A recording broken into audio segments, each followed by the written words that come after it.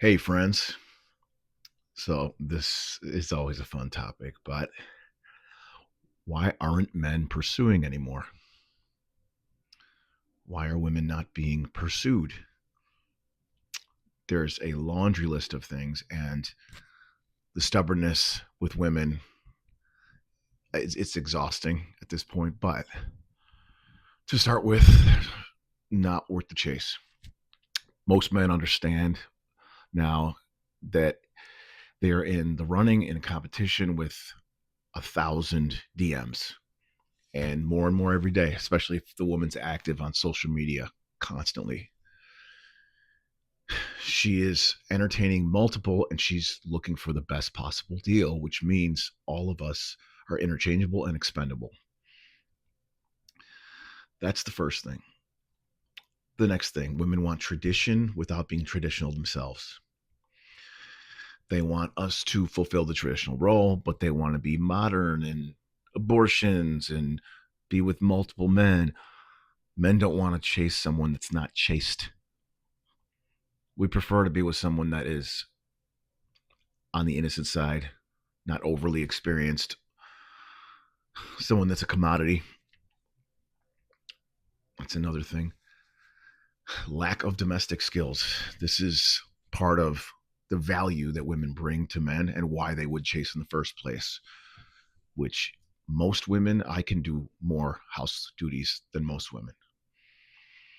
And I always judge women by their car. If I get in a woman's car and it's an absolute mess, I can only imagine what their house is going to be like. And that means they don't do things for themselves. They definitely won't do things for you. Not that you can't do it yourself, but it's nice when a woman cooks for you and cleans and does the things that makes her valued where you want to keep her around.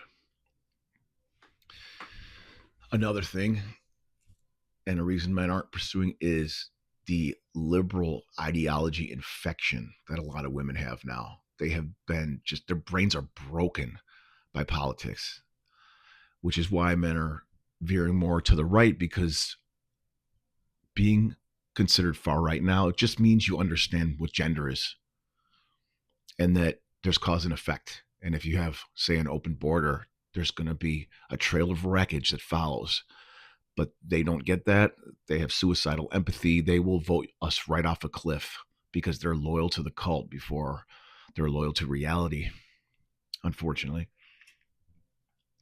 Another thing, expenses. Things are so expensive and the standards women have and what they expect out of men now. And I'm not even saying it's their fault. Women are impressionable and they believe what they see on TikTok and all these other nonsense media, TV, movies. The Frankenstein list of qualities men have to reach, just all these different amazing qualities that men have to have for a woman to entertain him and see him as a viable suitor. It makes you quit. You don't want to deal with it.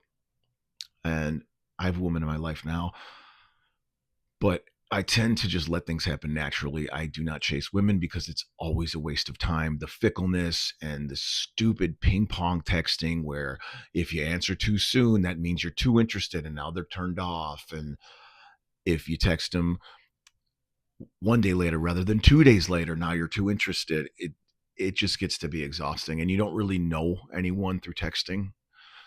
And in my experience, if I meet a woman, it has to happen that day that I see them, or that night, I should say. That's typically what has happened for me, or it's not going to happen because they're going to flake within 2 days. It's going to fizzle out because they're getting all these attention from all these other men, and that's just how it rolls. It Things are so ephemeral and short-lived that men, they're just reviewing the return on investment, and there is none. And I've been saying this kind of stuff for years, and I'm an entertainer, so I meet women without having to go out and look for women. I meet women often, but even that, it's exhausting. So when you meet someone that makes it easy for you, and I don't mean easy in the sexual way, I mean easy like they can communicate with you and they're direct. It's almost a shock with men where you're like, "Oh my god, she says what she wants." And I'm direct with her and she understands. Wow, imagine that. And the younger generation now, it just seems so utterly hopeless. And then also, the standards women have are so above average. They don't understand the percentage of men that are not above 6 feet. It's a needle in a haystack finding this type of guy that they want. And you look at that, and you look at the way women speak, because there's podcasts available now, and videos, and you see the way women judge men about either their looks or their finances, all these standards that they feel they deserve just for being born. And you go, forget you. Why even bother? There's no reason.